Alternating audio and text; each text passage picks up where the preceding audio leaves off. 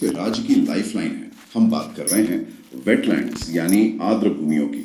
पर देखिए, इसे सिर्फ एक तालाब या झील समझ के आगे बढ़ जाना एक बहुत बड़ी भूल होगी।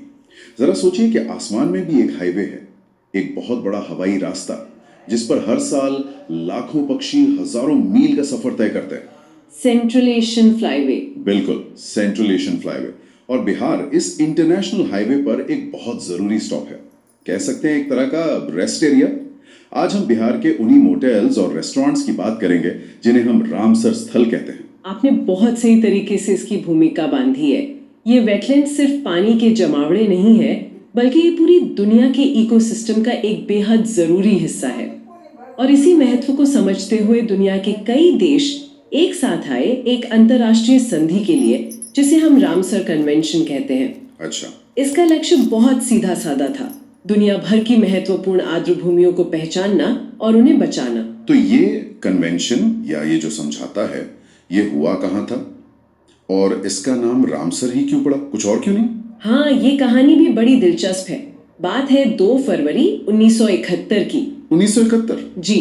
दुनिया के पर्यावरणविद और नेता ईरान के कैस्पियन सागर के किनारे बसे एक खूबसूरत शहर रामसर में इकट्ठा हुए। अच्छा। वहीं पर इस ऐतिहासिक समझौते पे हस्ताक्षर हुए और उसी शहर के सम्मान में इसका नाम रामसर कन्वेंशन पड़ गया। अच्छा, तो शहर के नाम पर है? बिल्कुल।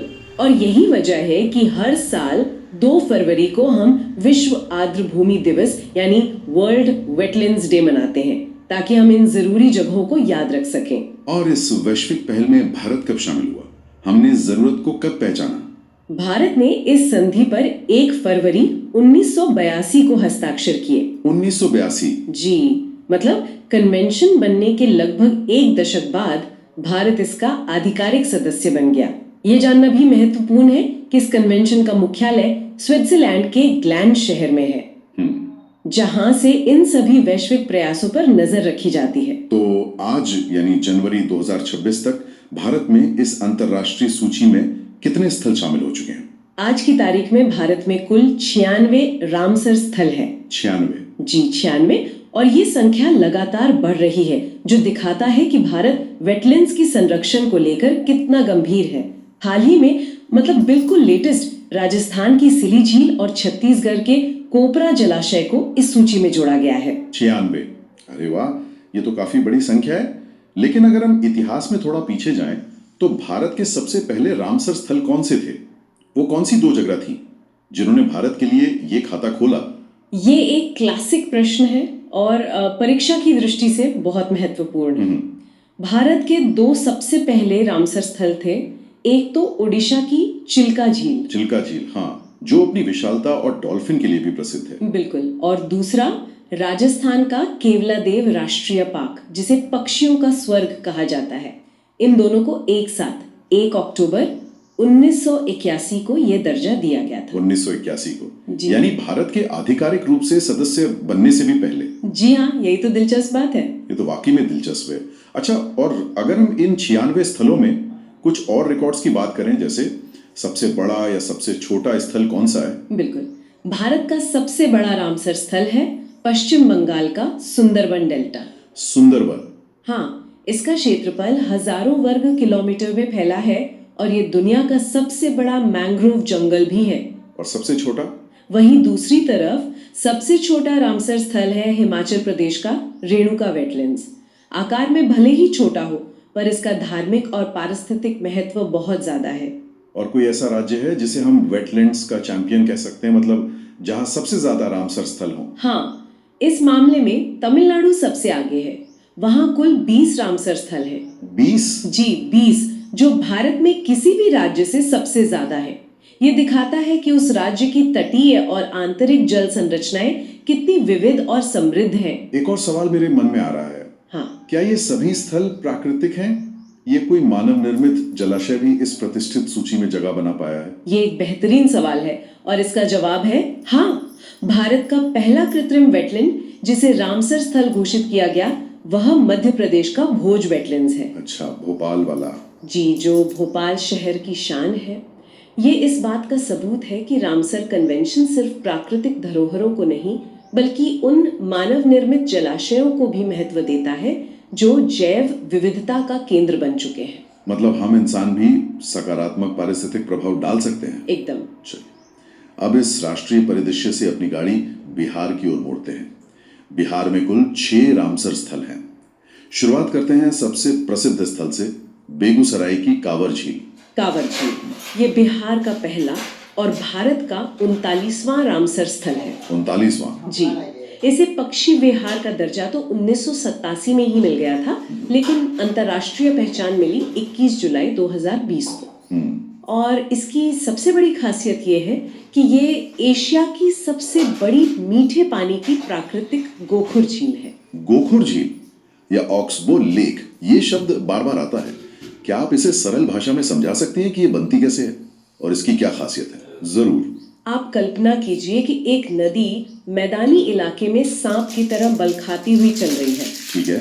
समय के साथ नदी कटाव के कारण अपने घुमावदार रास्ते को छोड़कर एक सीधा छोटा रास्ता अपना लेती है। अब नदी का जो पुराना मुड़ा हुआ हिस्सा पीछे छूट जाता है और जिसके दोनों सिरे बंद हो जाते हैं, वही पानी से भरी संरचना गोखुर यानी गाय के खोर के आकार की झील बन जाती है। अच्छा, तो मतलब नदी ने अपना रास्ता बदल दिया और वो हिस्सा अलग हो गया। बिल्कुल।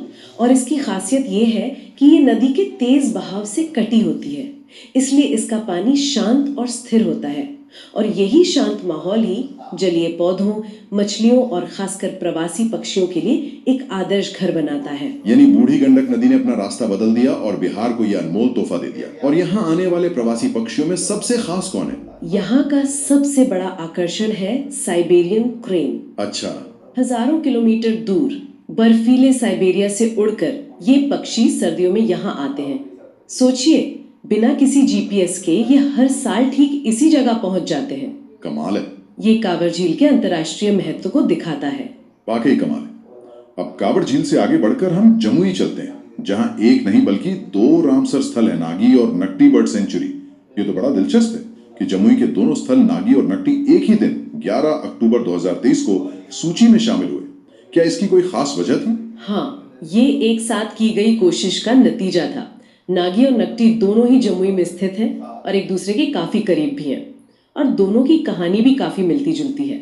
सबसे महत्वपूर्ण बात यह है कि कांवर झील के विपरीत ये दोनों प्राकृतिक नहीं बल्कि मानव निर्मित वेटलैंड्स हैं। मानव निर्मित? जी, ये नागी और नकटी डैम के जलाशय हैं। तो ये भोज वेटलैंड्स वाली बात हो गई। यानी इन डैमों ने एक ऐसा इकोसिस्टम बना दिया जो अंतर्राष्ट्रीय स्तर पर महत्वपूर्ण हो गया। बिल्कुल। इन जलाशयों में तोता, मैना, गौरैया जैसे स्थानीय पक्षियों की बड़ी आबादी तो है ही, साथ ही ये प्रवासी पक्षियों के लिए भी एक सुरक्षित ठिकाना बन गया है। इन दोनों को 1984 में ही पक्षी अभयारण्य घोषित कर दिया गया था। 1984 में? जी, लेकिन असली अंतर्राष्ट्रीय पहचान तब मिली जब 2004 में बर्ड लाइफ इंटरनेशनल नाम की एक संस्था ने इन्हें इम्पोर्टेंट बर्ड एरिया का दर्जा दिया। और ये पॉइंट जरूर याद रखने वाला है। मुझे याद है कि बीपीएससी पीटी की परीक्षा में इससे जुड़ा एक प्रश्न पूछा भी गया था। बिल्कुल। परीक्षा सेट का अगर भी सोचे तो ये दिखाता है कि अंतर्राष्ट्रीय संस्थाएं भी बिहार के इन छोटे छोटे डैमों पर नजर रखती हैं। तो नागी और नकटी की कहानी लगभग एक जैसी है। जी, दोनों 1984 में पक्षी अभयारण्य बने, दोनों मानव निर्मित हैं, दोनों को 2004 में बर्ड लाइफ इंटरनेशनल से मान्यता मिली और दोनों एक ही दिन रामसर सूची में शामिल हुए। एकदम सही। ये इन्हें याद रखने का एक बहुत आसान तरीका है। तो जमुई में ये 2 मानव निर्मित स्थल हैं। अब यहाँ से निकलकर हम चलते हैं गंगा के किनारे बक्सर, जहाँ एक बिल्कुल अलग तरह का वेटलैंड है जो सीधे गंगा नदी की देन है, गोकुल जलाशय। गोखुर जलाशय, इसे 13 मई 2025 को रामसर सूची में शामिल किया गया। जैसा कि आपने कहा, यह गंगा नदी के दक्षिणी किनारे पर स्थित है और ये भी एक गोखुर झील है जिसका निर्माण स्वयं गंगा ने किया है। तो ये दिखाता है कि बिहार की बड़ी नदियां सिर्फ बाढ़ ही नहीं लाती बल्कि जीवन देने वाली ऐसी अद्भुत संरचनाएं भी बनाती हैं। बिल्कुल सही कहा। और इसी तारीख को यानी 13 मई 2025 को एक और झील को रामसर स्थल का दर्जा मिला, उदयपुर झील। इसका नाम तो उदयपुर राजस्थान की याद दिलाता है, पर यह तो पश्चिम चंपारण में है। इसके बनने की कहानी क्या है? हाँ, नाम थोड़ा भ्रमित कर सकता है, लेकिन ये उदयपुर झील पूरी तरह से बिहार की है और पश्चिम चंपारण में स्थित है। अच्छा। इसका निर्माण गंडक नदी ने किया है। ये भी एक प्राकृतिक गोखुर झील है और पक्षियों के लिए एक महत्वपूर्ण स्थल है। तो मतलब एक ही दिन 2 अलग अलग नदियों गंगा और गंडक द्वारा बनाई गई 2 गोखुर झीलों को अंतर्राष्ट्रीय मान्यता मिली। जी। ये तो बिहार की नदी प्रणाली की ताकत और विविधता को दिखाता है।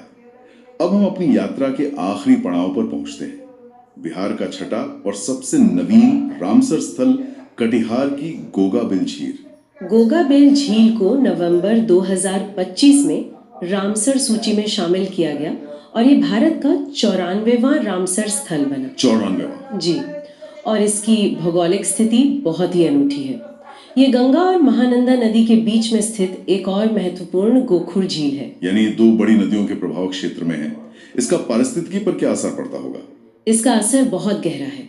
गोगाबेल झील की खासियत ये है कि ये एक द्वीप की तरह है। मॉनसून में जब दोनों नदियों में पानी बढ़ता है तो ये पूरी तरह पानी से भर जाती है और एक विशाल झील बन जाती है। अच्छा। और सर्दियों में जब पानी घटता है तो ये दलदली जमीन और उथला पानी पक्षियों के लिए एक शानदार दावतगाह बन जाता है। यहाँ मछलियों की भी भरमार होती है, जो स्थानीय समुदाय की आजीविका का एक बड़ा स्रोत है। और जहां तक मुझे याद है, इस झील का जिक्र भी एक परीक्षा में आया था। आपने सही याद दिलाया। बीपीएससी की एएसओ परीक्षा में इससे संबंधित प्रश्न पूछा जा चुका है। ये दिखाता है कि बिहार की इन आर्द्र भूमियों की जानकारी अकेडमिक और प्रतियोगी दोनों ही दृष्टियों से कितनी महत्वपूर्ण हो गई है। तो ये थी बिहार के सभी 6 रामसर स्थलों की कहानी। कांवर झील, जो एशिया की सबसे बड़ी गोखुर झील है। नागी और नकटी, जो मानव निर्मित इंजीनियरिंग के कमाल हैं। गोकुल और उदयपुर, जो गंगा और गंडक की देन है। और गोगाबिल, जो 2 नदियों के बीच जीवन का उत्सव मनाती है। ये सिर्फ एक सूची नहीं, बल्कि बिहार की धड़कन है। बिल्कुल। और ये समझना बहुत जरूरी है कि इन वेटलैंड्स को बचाने का मतलब सिर्फ कुछ पक्षियों को बचाना नहीं है। ये वेटलैंड्स एक स्पंज की तरह काम करते हैं, जो बाढ़ के अतिरिक्त पानी को सोखकर आसपास के इलाकों को बचाते हैं। सही। ये जमीन के नीचे के पानी को रिचार्ज करते हैं, जिससे हमें पीने का साफ पानी मिलता है। ये पानी को फिल्टर करके उसे साफ करते हैं और ये लाखों लोगों को मछली, मखाना और पर्यटन के जरिए रोजगार भी देते हैं। एक तरह से ये हमारे शहरों और गांवों के लिए किडनी का काम करते हैं। जैसे किडनी हमारे खून को साफ करती है, वैसे ही ये वेटलैंड्स हमारे पानी को साफ करते हैं और इकोसिस्टम का संतुलन बनाए रखते हैं। और इसी विचार के साथ हम आज की इस चर्चा को समाप्त करते हैं। जाते जाते एक सवाल सबके लिए छोड़कर जा रहे हैं। बिहार की इन आर्द्र भूमियों का संरक्षण सिर्फ पक्षियों और पर्यावरण के लिए ही नहीं, बल्कि स्थानीय समुदायों की आजीविका और बाढ़ जैसी आपदाओं से सुरक्षा के लिए कितना महत्वपूर्ण हो सकता है, इस पर विचार कीजिएगा।